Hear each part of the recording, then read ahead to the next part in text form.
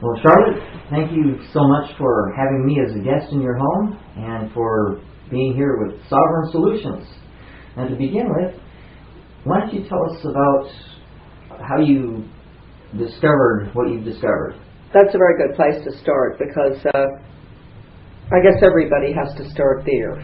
You know, why do so many of us spend our lives once we find out what's really going on in the world? We spend our whole life trying to help other people understand so that future generations will live in freedom and prosperity and be allowed to think, speak, act according to their own conscience, right? My journey started probably, I was a Foreign Service girl. I spent 18 years abroad. First of all, working for the American Red Cross in Korea. Not in Korea, during the Korean War. I was meant to go to Korea, but I didn't. I was stationed on the island of Guam and in Japan. And then I came back on a freighter, French freighter, third class. That was fascinating. All the misconceptions I had about Joseph McCarthy being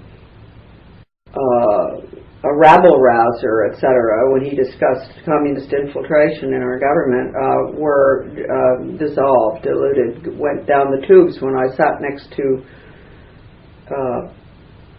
people from North Vietnam and China who had just gotten out of the communist countries. And I listened to them. I speak French, so they spoke French. I was able to understand what was going on in communist countries, and that actually there was something that we should be worried about, very, very worried about.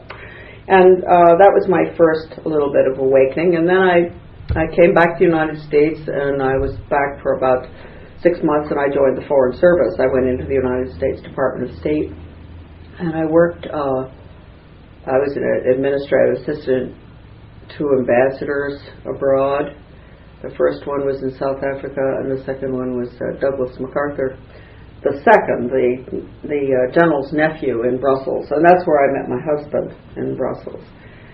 And I remember very definitely there were certain, signs along the way that I noticed, and I thought, what's going on here with American foreign policy?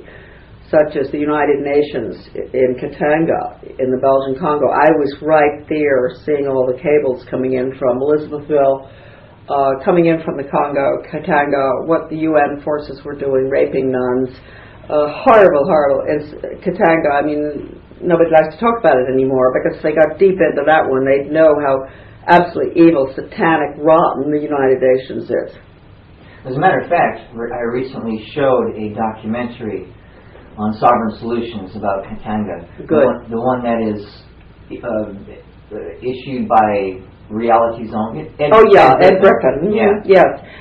So that was quite a wake-up call for me. I was sitting in the office in Brussels. Of course, the Belgians were, my landlady was terribly upset with American, who wouldn't be? The Belgians were very upset with U.S. foreign policy.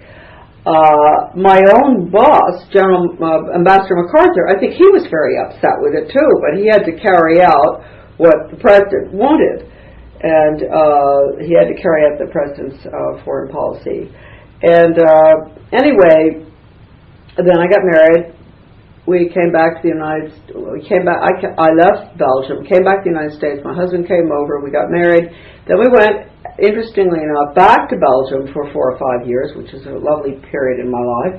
Had one child. Then we went, because my husband is a yacht captain, and that's what he's always done all his life, plus selling yachts. And he crossed the Atlantic on an Alden schooner. We bought a schooner in Brittany, and we went to Grenada in the West Indies, where he operates that schooner as a charter boat out of Grenada for 6 years. That was an interesting place to be as well, because later on, the hardcore communist regime took over there. It was really a Stalinist regime that took over in Grenada. And I can thank Ronald Reagan for one thing, although he shouldn't have done it because it was a UN operation again. But going in there, as he did, saying the excuse was to rescue American students, I believe the excuse really was to protect the oil lines, but, down to Trinidad, etc. But anyway, regardless of what the excuse was, we had marvelous friends down there who benefited enormously, and the stories coming out of Grenada were another thing, the communism in action. Little microcosm. Grenada was a great study. I mean, if only students in college would just spend 1 week, their professors teaching them what happened in Grenada and how every single aspect of the system, the government, the economy, the agriculture, the education system was turned on its head by the communists. And a good percentage of the Grenadians left the island because of it, right? So I learned a lot there. But you asked me what really got me started. We came back to the United States, and I had 2 young children. And so I naively put them in the public school system because I didn't know how horrible it was. I had no idea what was going on in this country, what had happened in the 18 years that I'd been abroad. And all of a sudden, I asked the principal over at the elementary school if I could see the new social studies textbooks for elementary school. And he gave me the teacher's manual, which was the biggest mistake he ever made. He didn't make any more mistakes like that with me after that, but that was a biggie. And the program was called World of Mankind, and the publisher was Follett. And right in the beginning, the teacher's manual was basically telling a teacher what she should be doing with this particular global education course. And it said right there that it was humanistic philosophy, and anybody who knows what the Humanist Manifesto is, a lot of people don't know. They think humanism is a good, wonderful thing, humane, we'll be nice to our neighbors, and you love everybody. They have no idea that the Humanist Manifesto is the plan, the total international takeover, atheistic control plan for the UN. That's what it is. And anything goes, tolerance of everything, no matter what, no religion, no sovereignty, world government, get rid of the military, it's a basic agenda. And it's been around for a long time, and major signers were B.F. Skinner, who's, I could make a pigeon a high achiever by reinforcing it on a proper schedule, which is the method being used in the schools across the board now, being used in our communities now. You do good deeds, the police, community-oriented policing system gives you a little medal if you do a good deed. Here in Bath, Maine, do a good deed. They determine what a good deed is. That's the reward system that's being put in across the board. No accountability, no personal accountability as an individual anymore, as the group. Collectivism, communism, that's it. So anyway, I saw this, and I thought, wow. And also they had a little project for the teacher, or sort of a little daily escapade. She'd take the little kids, first graders, in town, and they'd look at the houses. This was in beautiful Camden, Maine, and we happened to have a great big captain's house. That didn't mean that we were rich. And a lot of Mainers have big houses, doesn't mean they're rich. And then across the street you'd have a trailer. And the teacher would say, who do you think lives in the captain's house? Who do you think lives in the trailer? What do you think they eat in the captain's house? What do you think they eat in the trailer? And so the children would say, oh, you probably have steak in the captain's house and pizza in the trailer. And I thought, what are they doing to these children in first grade? This is the beginning of class warfare. So I went to the school board meeting and I complained. I just said I thought this was a very non-academic activity which had a highly political tone, and what's the purpose? Well, the next day, of course the newspapers picked it up. I was all over the front page. But the next day, one of our tenants, who'd also lived overseas for quite a while, and she's very bright and knew what was going on, she said, oh, Charlotte, I was at the co-op today. Back then in the 70s, everybody went to the co-op and got cheese and whatever, vegetables cheap and all, large quantities. And she said, oh, the word is out that you're a kook.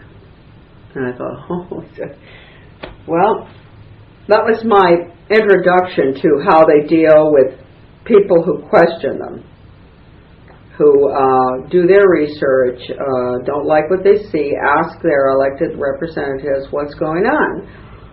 If you get really close to the truth, you're called a kook. And they did that in the Soviet Union too, and they do it in China, any communist fascist country. The minute you open your mouth about something, ask a question, do research, they tell the rest of the community that, she's nice, she's a really nice woman, but maybe, sometimes they don't call her a kook, sometimes they do. You don't have to be mean to her, but who wants to associate?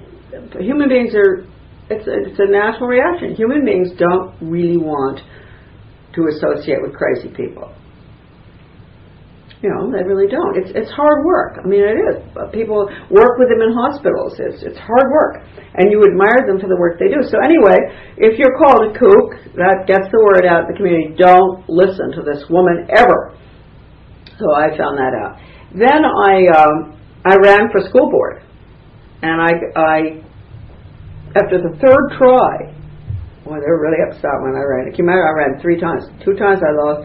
Third time I won. I did win by a few votes, and I remember them they counted the votes 2 times at the Opera House in Camden, just to make sure that possibly she didn't win. Huh? Well, I won. I got on. The superintendent was a change agent out of Harvard, and I'll explain what that is in a second if people don't know. And I did do a pretty good job there. I got rid of the values-destroying values clarification. I got, even the liberals went along with me getting rid of that horrible Sidney Simon program. And I did get 5 minutes of grammar a day. Can you imagine? They wouldn't this back in the 70s. They were getting rid of everything, getting rid of the math, good sound math, getting rid of grammar, getting rid of history, getting rid of anything that was academic. Everything was soft, fuzzy, touchy, kids sitting on the floor studying or in circle, in round desks. And I did a pretty good job, but I lost the next election. But while I was on the board, this has to do with change agents, I had a phone call from a retired teacher, and she said, because I'd been writing some letters to the paper too, and of course she'd seen everything in the paper, because every time I opened my mouth as a board member, they'd dump on me. And she said, you're absolutely correct. She said, I've been a teacher for many years. I taught in Europe. She's a master teacher. And she said, you're right on. But she said, I think there's something that maybe it would be good for you to go and see what they're really up to. I want you to go to be trained as a change agent. Well, at that time, I really didn't know what I'd been up against with a superintendent. I really didn't know that there was such a thing as a change agent. And she said, I'll pay for you. And it was $100 back then. And it was up in Searsport, Maine, the training. And I went. And there were really nice people there, teachers, principals, etc. Some I knew. Our principal was there from the high school. And they luckily gave us a textbook that was a big fat thing called Innovations in Education, A Change Agent's Guide. And it was put together by Professor Ronald Havelock at the University of Michigan, Ann Arbor. And it was federally funded.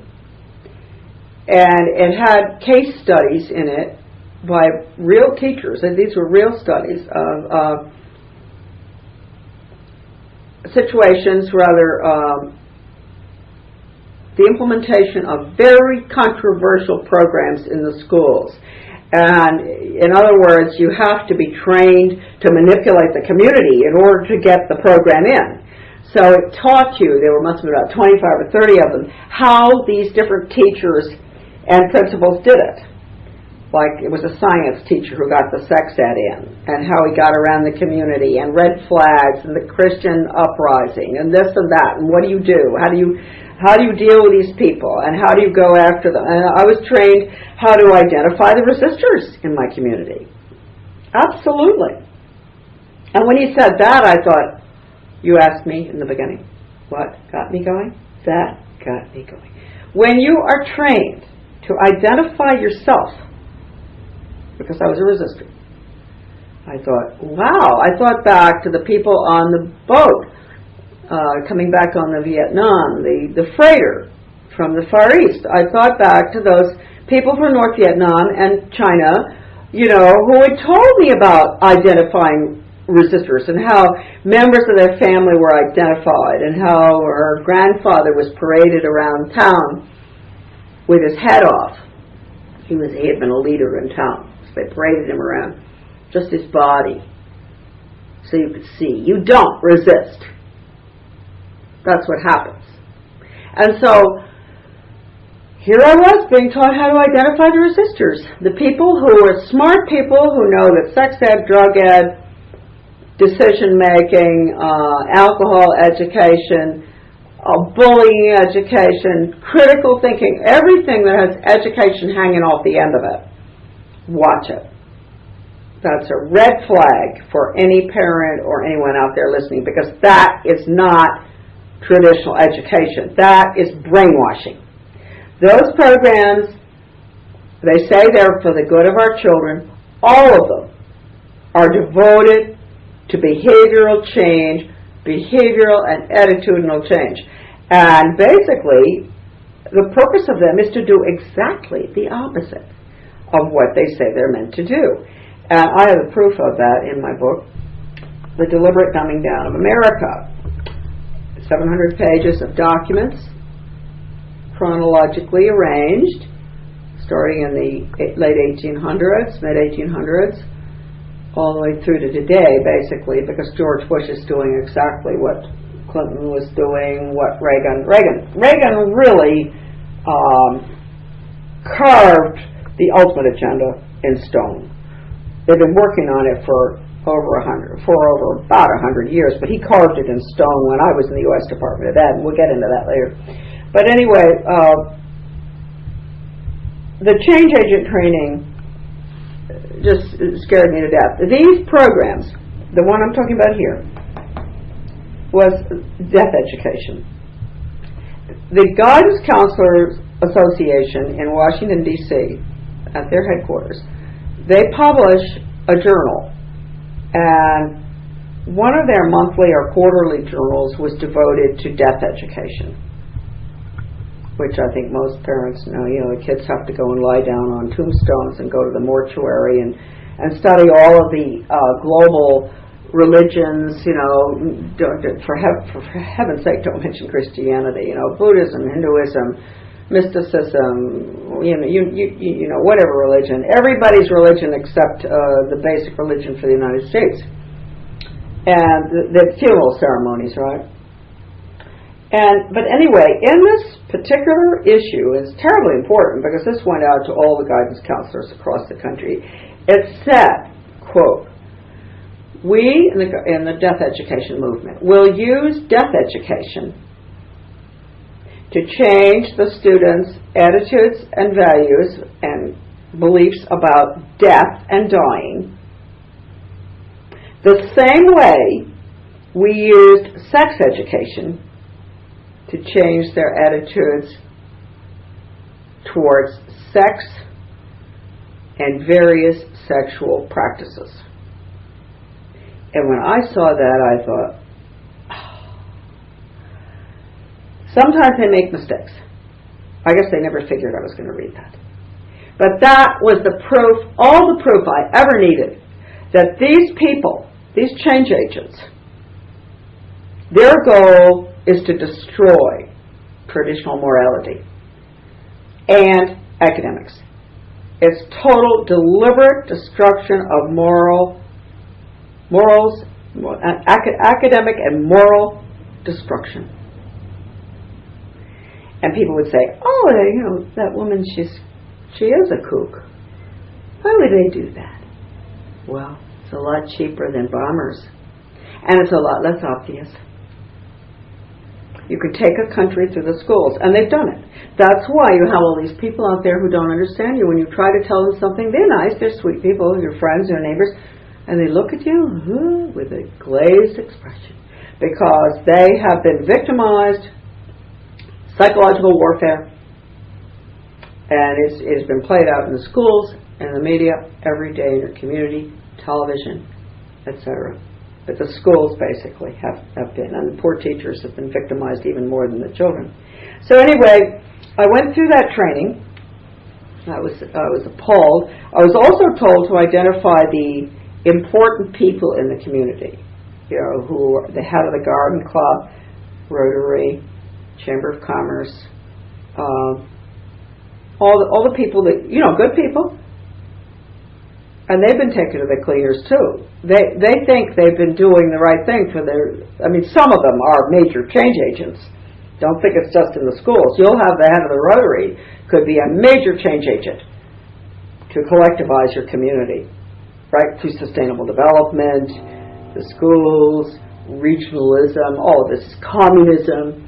Regionalism is communism. Good quote in my book from a leading communist who wrote in the Communist Daily World. Now, what exactly is regionalism? Well, Lenin called for it. First of all, regionalism is this council form of government, which is a Soviet form of government. It means you have unelected councils. You drop the borders between the town, the county, and the state.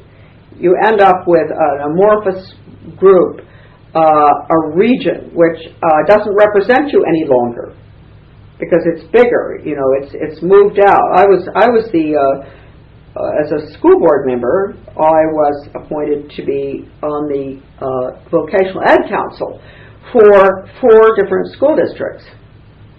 And I saw it there. That's probably easier for people to understand. We were a wealthy town, Camden, Maine, and we ended up paying the lion's share for all the other towns. Redistribution of wealth.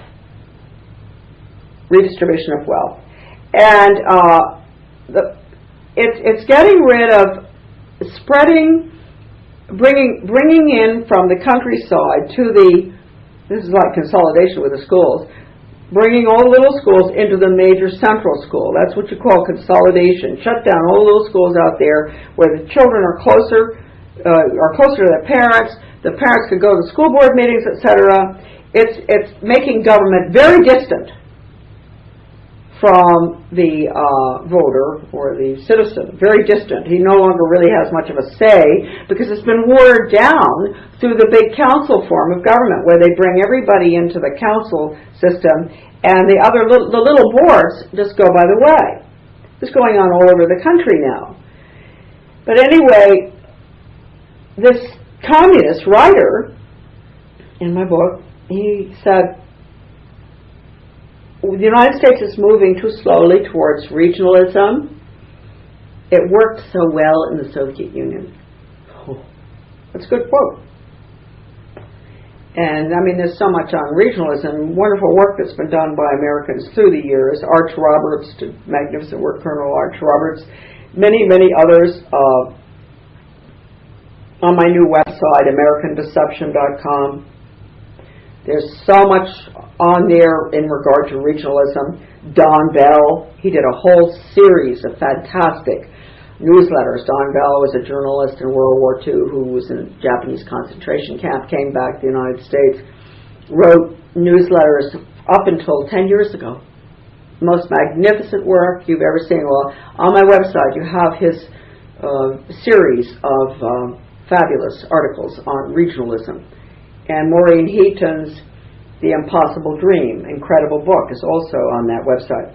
But anyway, that's exactly what we were looking at in our community, where the leadership of these groups, many of them were deliberate, and many of them were definitely change agents, others perhaps not, maybe not Garden Club, Historical Society, but they were being used. I was, as a change agent, meant to go to them and say, well, we have a bit of a problem with a couple of pregnancies in the high school, so we need a sex education program. Well, probably, in most cases, they would target the schools or the towns that had the least problems, because they want to create the problem. I'll never forget in Michigan, some parents calling me and saying, we can't understand why on earth are they putting in the comprehensive health education in this community, because we don't have any pregnancies, we don't even have problems with the kids drinking or drugs or anything. Why are they putting it here? And I said, because you don't. The goal is to get you to have the problem. And when they can crash the morals and values, and they can crash the academics, then they can impose the totalitarian system, which is George Bush is putting in right now. Clinton before, Bush Sr. before, Reagan before, Carter before, whoever, Nixon, they've all been in it. I mean, all the way pre-World War I. We have had, every single president has had the same agenda. Might as well make that clear. And I mean, sometimes the end of an interview comes and the guy will say, well, do you have anything you want to say? And I say, yeah, there's only one thing you have to remember when you go home, and this is easy. There isn't any difference between the Republican and the Democratic parties at the top. And this has been planned ever since the late 1800s. Carroll Quigley said this in Tragedy and Hope. Carroll Quigley was Clinton's mentor at Georgetown University, and he wrote this great book, Tragedy and Hope. He was an insider inside the economic, financial elite, right? CF, Council on Foreign Relations, all that. And he didn't have a problem with the idea of world government, which is their goal, but he did say it shouldn't be kept secret from the people. And he was the one who talked about in the late 1800s when the financial elite got together and they said, if we're going to have this international system, we're going to have to control both parties at the top, so that when the voters go to the polls, they'll pull a thing and they won't know that it doesn't make any difference who they vote for. They won't know that. And that's the most important thing for Americans to remember right now. It doesn't make any difference. I mean, people thought that George Bush was going to be a good Christian conservative coming. They should have known better. They should have known that he's not far from his father or his grandfather. But they didn't want to listen. I mean, if I said that, they'd say, oh, we're conspiracy. It's another subject. Of course it's conspiracy. It's the only country in the world that doesn't accept the idea of conspiracy. The only country in the world. I've lived all over the world. All other foreigners and people, and I don't care, you've traveled enough. There's never been anything that happened in this world politically that wasn't a conspiracy. Well, the Bible is full of conspiracies. I always say it started with Adam and Eve. Yeah. It's full of it. Conspiracy. And Americans have fallen for this. So whenever anybody tells the truth, or, maybe they're not telling the truth, but whenever anybody comes up with some research that they've done, if it doesn't agree with the agenda, and if it exposes the agenda, then they're accused of being a conspiracy buff. It's a conspiracy. Or conspiracy theory. Yeah. Conspiracy theory.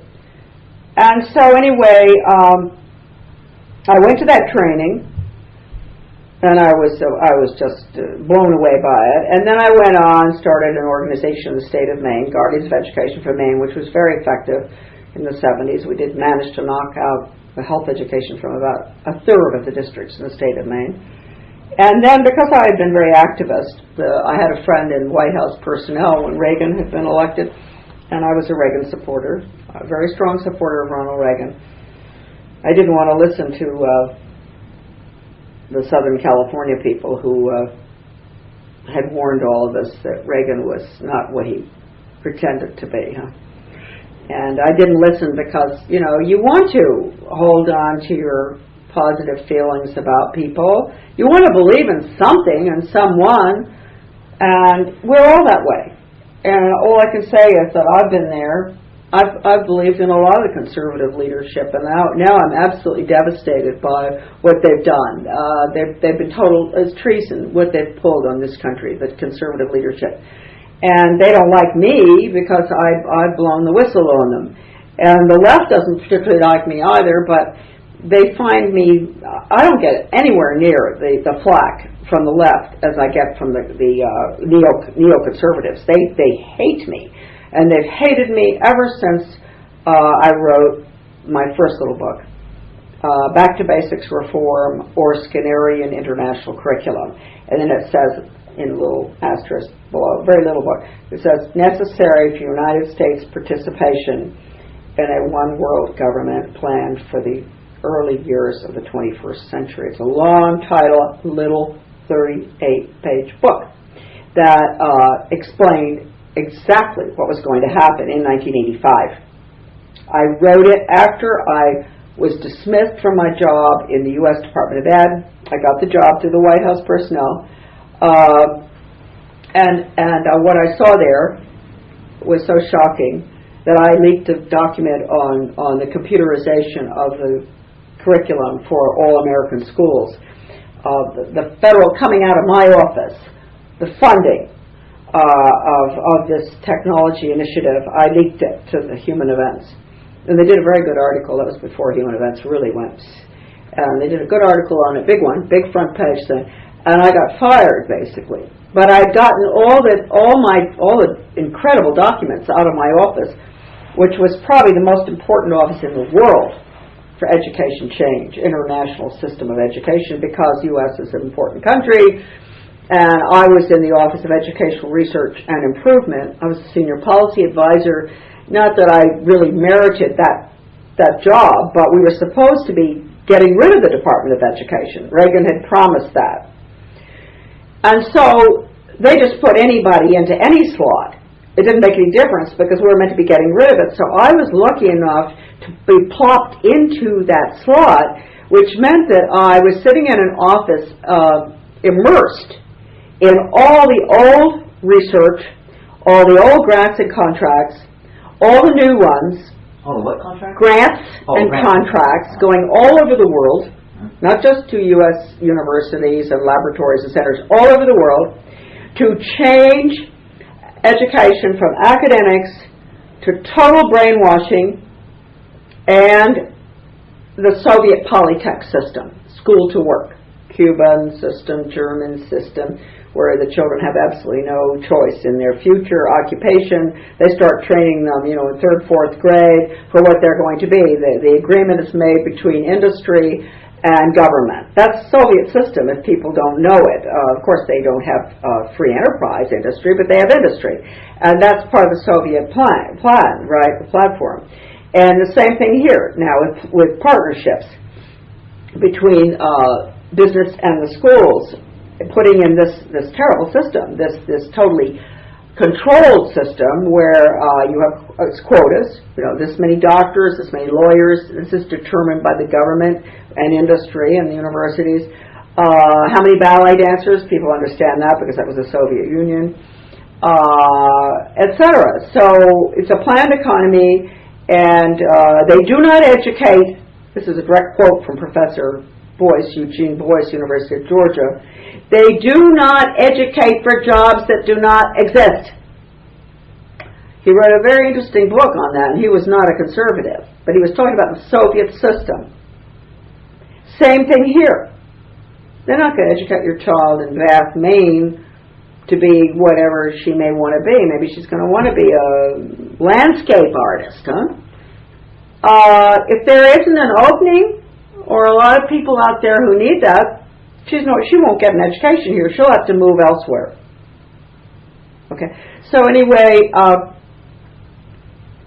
that my office was devastating. The values, attitudes, values, and beliefs program, the change programs to destroy values that I found for elementary school throughout the country. One was in Michigan, Lansing, Michigan, where they pre and post tested little kids. Before the program, pre-test to see where the values were, put them through the program, ask them all about mom and dad, what goes on at home, what's this, what's that, all to do with their behavior and attitudes. And after the program's finished, post-test to see if it worked. That is going on day in and day out in the American public school system. And when parents and whoever hear about test scores, assessment, etc., don't think that's traditional academics. It isn't. The mandated federal test, which came out of my office as well, the National Assessment for Education Progress, is 60% politically correct. So when you hear that your children in your state haven't done well on it, maybe you should say, I'd like to see the test, rather than just assuming that anything coming out of the United States Department of Education is anything other than plain evil. It's a Marxist factory. And I know that's true, and I know someone who was heading up an NIE, who didn't last too long. He was a great educator, who said that. National Institute of Education, it used to be called. And the director of it, he got fired under Ronald Reagan.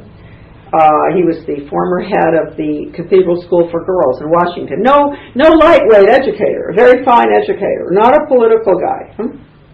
He was a political appointee, but what I'm saying, he was not a rabid conservative or a rabid liberal. He was just a good educator who had that job. And he got fired because he wanted to get rid of his own office. And he knew as well as I did, I think he was the one who referred to it being a Marxist factory.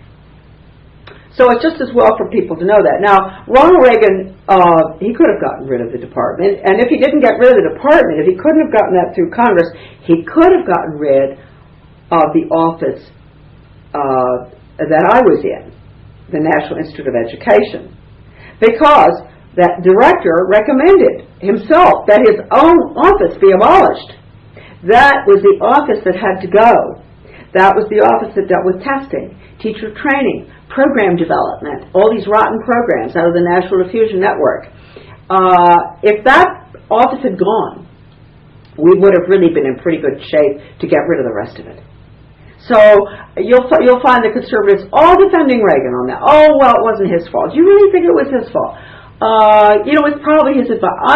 If I ever again hear about any government cabinet secretary or director of an office like the National Institute of Education or out of the White House saying, being excused by the public as, oh well, it's not his fault. It's not Bush's fault. It's Karl Rove. Or it's someone else. Or, he doesn't know what's going on. Look. Okay, if you don't know what's going on, you shouldn't be in the White House. He knows he's not particularly bright, George Bush, but he's doing an awfully good job for those who want to take us down.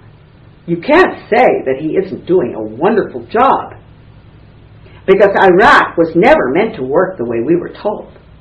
They have to destroy the Middle East first in order to restructure it as a region. Okay, you asked about regions? All right, let's go back to regions. It's easier to deal with regions than it is with countries. And I think it was Lenin who said, we, the communists, will set up regions around the world. You implement socialism in about 8 or 10 regions. You get it, okay? The European Union is a very good example. That is a region. That is the region, that is the prototype for all the other regions around the world. The one they're setting up in Africa, Middle East, Bush, Vincenti Fox, Martin, Canada. Here, got about 10 regions being set up, okay? Gorbachev sometimes really is useful. He said in London 3 or 4 years ago, he said, and think of this in terms of the United States region with Mexico and Canada too. He said the European Union is the new European Soviet. Now if that doesn't send chills up your spine for the old Europe, nothing will. But if you don't care about Europe, what do you think Gorbachev would say about what George Bush is putting in here? Wouldn't he say that the merger of Mexico, the United States, and Canada is what? I'm going to ask the audience. Not the new European Soviet, but the new what? American Soviet. And then Americans say, well, what's wrong with that? Well, I say is, that's the education system, see? It's not your fault. It's not your fault. But it's not too late. You have been deliberately dumbed down. You ask me what's wrong with that. You better go find out what's wrong with any form of government that has an ism on the end of it. Fascism, communism, whatever. Nazism. The United States, we are a Republican form of government, representative form of government. We're not a democracy. Thank God we're not a democracy. I mean, the communist countries call themselves democracies. Do you understand me? Huh? They do. Democracies where, it's majority rules. We don't have that form of government, thank heavens. We don't. So, what's going in right now could never have been put in had it not been for a diabolical plan. I call it the 5-pronged fork. So I keep adding prongs to it, but let's go through this because you can understand. I came up with this because I do a lot of radio work, and I was getting really tired of beating up on the audience all the time. I just felt that I was always saying, come on folks, get with it, what's wrong with you? How come you haven't seen these things? Why have you not done something about it? And then I realized that it was a stroke of good from the good Lord, probably helping me out. All Americans who are alive right now, and those who've died, recently, they have been victimized. We have been subjected to at least 100-year plan, and it was a very simple plan, and I think it has five prongs. I call it a 5-pronged fork. Let's go through it. Gradualism. Everybody knows about the frog in the cold water. Okay, we were talking about Whitney and the rest of them back in 1880, making their plans to control both parties and how this would work out. And the Carnegie Corporation was the one who was given the job to destroy American academic education. I've got all the documents on that. And all these things that have happened, Ronald Reagan signing the agreement with Gorbachev to merge the two education systems. There's so much in, say, since 1880 to 1980 and to now. But they started out and they do everything slowly. And the frog, is boiled slowly. The water, you heat the water up, and now here we are in year 2006, and it's bubbling, and the frog is really dead, I think. Just about, he's got to be pretty fried. So it's gradual. You don't see what's going on when it's generation to generation. How many generations there? Almost 4. So each generation is being dumbed down, because that's the plan. You do it through the schools. Carnegie Corporation said in 1934, I have an original document from them, we will use the schools to change America from a free individualistic economy to a socialist planned economy in the new order. That's a direct quote. Since then, Carnegie has been following, you have to almost give it credit. It's very easy to follow that tax-exempt foundation. Right straight through. They control the testing. They signed the agreements with the Soviet Academy of Science. Same time Reagan signed the agreement with Gorbachev to merge the two systems. Carnegie was deeply into the restructuring of American education, using David Hornbeck to go down, first of all, to Kentucky. And that was for a school to work, totally. I mean, Hornbeck, who was involved right from the beginning, putting in the school to work agenda, which I was, it's like Cuba, the quota system for jobs and all, working with the government industry. He said in a book, Human Capital, with Lester Solomon, he wrote that book, he said, the corporations don't want well-educated people.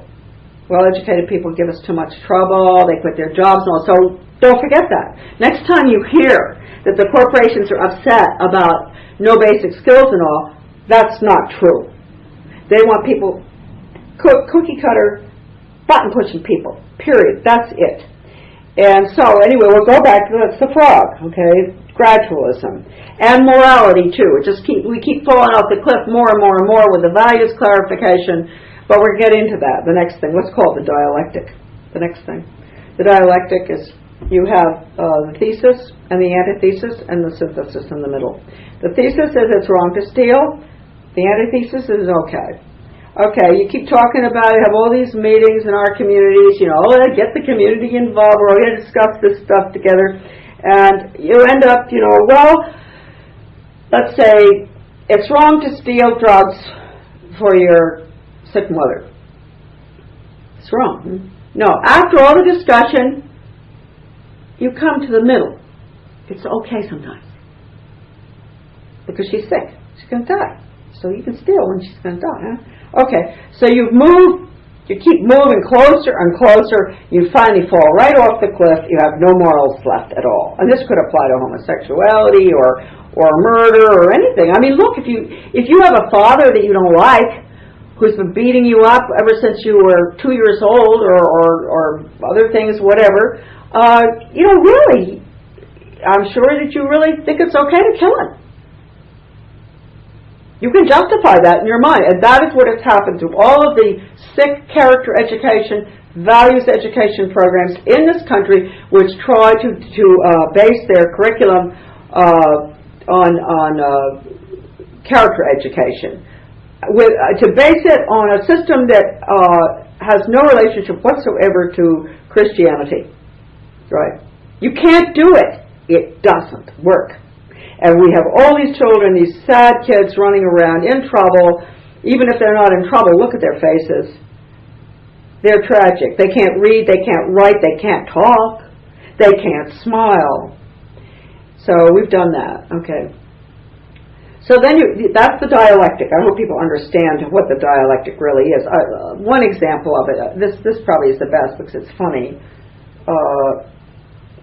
When I came back to the United States, after I got married, after we had 2 children, and I was doing the laundry for my husband one day. He was white shirts. I put a red sweater in with his white shirts by mistake. This is what you talk about. You decide what you want. How are you going to get it? You create the problem, and then you give the people the solution you want. Okay? And they do it every day. The change agents. How are they going to get education moved from the local level to the state level? Create the problem. Old people scream because the taxes are so high. Then they come in and say, we'll move education funding from the local to the state level. That's what they wanted all along. Everybody says fine. But anyway, to make you understand, so I do that. My husband says, okay, you're never going to do laundry again, not for me. Now, say I didn't want to do laundry in the beginning. Mm-hmm. That's the way I ended up never having to do laundry again for any of the men in my family. Because the boys knew what I'd done. Mm-hmm. And so, Mom, don't worry about it. We'll do our own laundry. So, you figure out what it is I never had that plan in my mind, but I've always remembered that because it worked. Mm-hmm. And had I not wanted to do laundry ever again, that would have been the perfect plan. Put a red sweater in with a man's white shirts. All the shirts are pink. They get upset, and they say, you don't have to do laundry anymore. So that is also the dialectic. Okay. Then you have semantic deception. Everybody must know it. Semantic means fake, false, lying, etc. So they use words that mean one thing to the parents, like basic skills. They think reading, writing, arithmetic, basic skills. No. Basic skills do not mean that anymore. Basic skills are anything's okay, right? The U.S. Constitution is outmoded. We have to go along with the rest of the world. We all have to get along. We have to give up the Constitution. That's a basic skill. Global education would be involved in basic skills. So that's semantic deception. Decision making, that's a really good one. Because I remember when I got rid of the values clarification as a school board member, that night when I got even the liberals to go with me, the superintendent called me the next day and he said, Charlotte, this is the change agent superintendent out of Harvard, would you mind if we put in a program in decision making? And I said, I wish I could look in your beautiful blue eyes. Because you know that's exactly the same thing. And that was the last I heard of that. So if your superintendent tells the board, you're on a board, and he comes out, he says, we really ought to help the kids in making decisions. Doesn't that sound innocent? And if you take a stand against it, everybody's community is going to say, what's wrong with Charlotte Iserbyt? She doesn't want kids to be able to make decisions? Well, decision making is values clarification. And values clarification is values destruction. Okay, that's semantic deception. You can apply it to all sorts of words. George Orwell knew very well what it was. George Bush really knows. So he gives us an act after 9/11 which takes away all of our freedoms under the Bill of Rights. And what's he call it? The Patriot Act. He puts in an initiative now to screen all children for mental problems, and he calls it, in the schools, the Freedom Initiative. Well, I mean, really, it is hard to believe that this is going on, and people are not questioning this. I mean, the use of words, I mean, it just goes on and on and on. And patriot, I mean, we're no longer, you're not a patriot, I'm not a patriot. Anybody who opposes this administration's agenda is being carefully monitored and watched. I mean, Patrick Henry would have been a perfect candidate for Guantanamo. Really. It's sad. And then the American people are just letting this go by. So anyway, so we went through the frog, the gradualism, we've been through the dialectic, we've been through semantic deception. Of course, you have big bucks. And, the Federal Reserve, endless amounts of money. Printed out of nothing. Absolutely. Absolutely. Printed out of absolutely nothing. And I'm trying to think of what the other one was. I can't think of it right at the moment. But it's been a plan. You've been victimized. And there's no wonder that the American people have sort of gone down as far as having any desire to understand what's going on. They've been conditioned. The media, of course, is one of the prongs of the fork, too. By the media, they've been conditioned to believe anything they hear on the nightly news. And even though they may say, oh, well, I don't think I agree with that, but you have to remember that when something is every night beamed into the house the same message, even though you may say you sort of don't agree with it, it's in there, it's in your head, you've been conditioned. So the next time the subject comes up, if someone in the room disagrees with it, you're probably not going to take a stand against it because you've been pretty conditioned to accept it. I mean, look at us, 4th of July, magnificent Independence Day from the British. Look at the people out on the street. What are they marching around for with American flags? I mean, this is so sad because we're not independent from anybody anymore. We're in a one-world government. China controls us. I mean, if China pulled the plug, what would we do? I mean, look at the deficit, trade deficit. China controls us. We're controlled all over the world. The Middle East, oil. Look at, I mean, if people don't see this, the cost of oil right now. George Bush told us 4 years ago, oil's going to flow, everything's going to be. No, we have no independence whatsoever. And we're not meant to, because my book will tell you all about that. All the chapters, the entries in there are quotes going back 100 years that we've got to get rid of independence. We shouldn't have sovereignty any longer. We have to become part of this collectivist world government. That's the plan. So what are we doing running around celebrating Independence Day? Independence from Great Britain. I wish we were independent from Great Britain. Personally, we're not. We may have fought a war to be independent from them, but look at us in the Gulf. Who's our big ally there?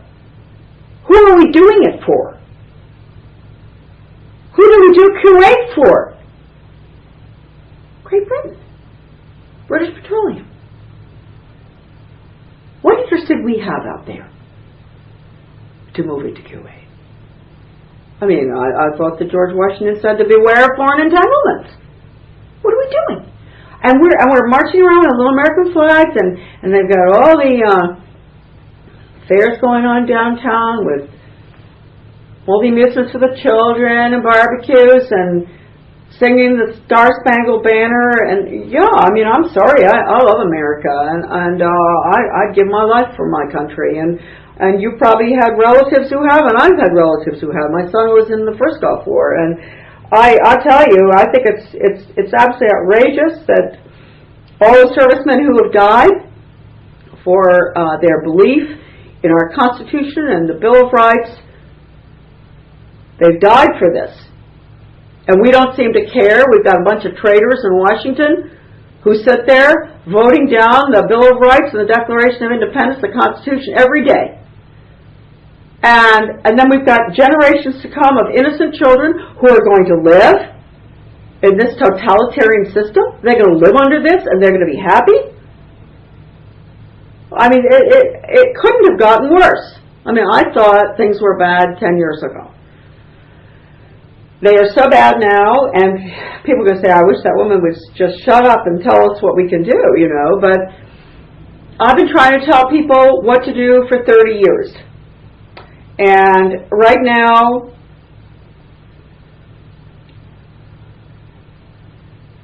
I think there are things that could be done, but to get the American people on board is not going to be that easy. There are many things. I mean, we could all stop paying our taxes. We could all keep our children out of school.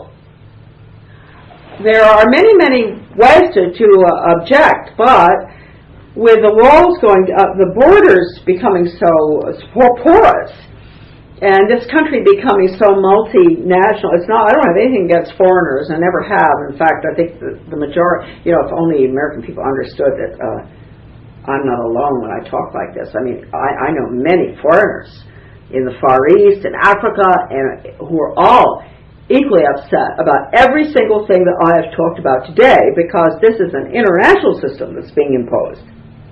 It's not just on us. I mean, all inhabitants of this planet are going to be affected by the same exact system that's being put in everywhere, region by region. After all the regions are formed, then, as Lenin said, they all join together. The regions are all joined together, and they go under international socialism, which is communism. And I believe the state, the federal government, basically will wither away. Interestingly enough, you can see it happening right now. We have all these exchanges with the former Soviet Union and other countries where our police are being trained with their police, and all sorts of exchanges going on, not with a federal level. It's with a local level, if you notice. Everything is going to be local. And they're going to bypass our elected constitutional form of government in Washington and at the state level. It's going to be everything brought down to the local level. That's why you have the sustainable development stuff and all going on. And the local level is going to be hooked in to the UN. And that will be through organizations like the International Union of Local Authorities. That's a good one to go to on the website. And you'll see that our local authorities who've been doing these exchanges with foreign countries and all, they are going to be the ones in charge. And there will be no representation for us at our state level any longer, or federal level. All instructions are going to be coming out of the UN to the local level. Now that's just Charlotte talking, but I'm pretty sure, I've been watching this for a long time, because I remember Lenin saying the state would wither away. And the local level, that's why they've got community-oriented policing. They're putting all the police on the streets. You can see the military and the state police are are emerging. This is to control us. Much easier to control us right here in our own communities than from Washington. It's getting closer and closer. It's very scary. And there are lots of plans in the making to really do away with elected officials, setting up the little, you could almost call, it's little community councils with appointed people who are going to make sure that people like myself have very little say, and who knows, maybe the electricity might not even work in my house. There'll be all sorts of, because if you don't have elected officials, you have no representation. There is no accountability whatsoever from those people because they don't have to run for office. You can't get rid of them.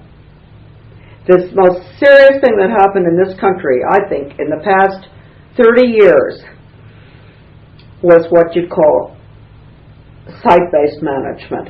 And it started, interestingly enough, with the schools, because everything eventually will come under the umbrella of the school district, lifelong. These huge Taj Mahals that are being built all over the country, as schools, they're going to be, for all the community services, will be underneath that umbrella. Well, by the way, we've got about 30 seconds or so. Okay. So, this is going so fast because it's so interesting, but do you have any last pearl of wisdom? Well, the most important thing for people to watch out for is having them take their elected officials away from them at the local level. Do not let it happen. Also, do not fall for school choice in any form whatsoever except the old one where you pay to go to private school, or homeschooling, where you do it on your own. Do not have anything whatsoever to do with the federal, state, or local tax money. If you do, your children will have to take the federal test, which is, as I said, 60% politically correct.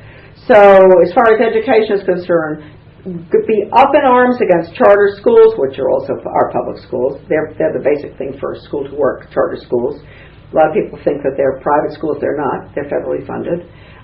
Computer instruction, very dangerous. Watch it, no matter where it's coming from, because that's the method, the Skinner method, dog training method on the computer.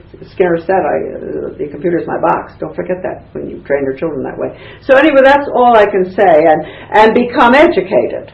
Go to my 2 websites.